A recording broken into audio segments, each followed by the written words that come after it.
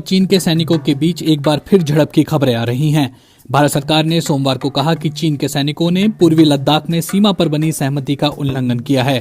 भारत सरकार का कहना है कि चीनी सैनिकों ने उकसाऊ कदम उठाते हुए सरहद पर यथास्थिति बदलने की कोशिश की, लेकिन भारतीय सैनिकों ने उन्हें रोक दिया।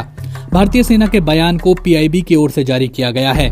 बयान के अनुसार भारतीय सैनिकों ने पंगोंग त्सो लेक में चीनी सैनिकों के उकसाऊ कदम को रोक दिया है।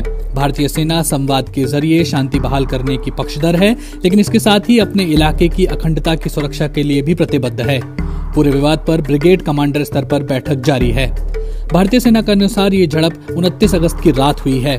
भारतीय सेना के मुताबिक चीनी पीपल्स लिबरेशन आर्मी यानी पीएलए ने सीमा पर यथास्थिति बदलने की कोशिश की, लेकिन सतर्क भारतीय सैनिकों ने ऐसा होने नहीं दिया।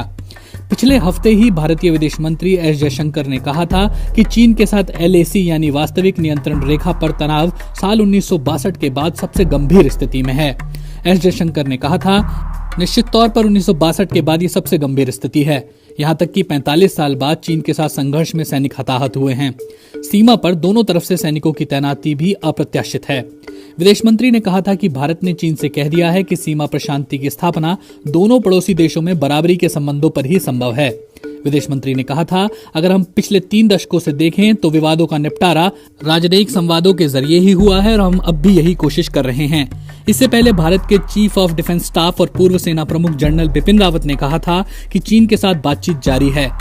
उन्होंने ये भी कहा था कि अगर बातचीत से चीजें नहीं सुलझती हैं तो भारत के पास सैन्य विकल्प भी मौजूद हैं। भारत और चीन के सैनिकों के बीच 15 और 16 जून की दरमियानी रात गलवान घाटी में खूनी झड़प हुई थी, जिसमें भारत के कम से कम 20 सैनिक मारे गए थे।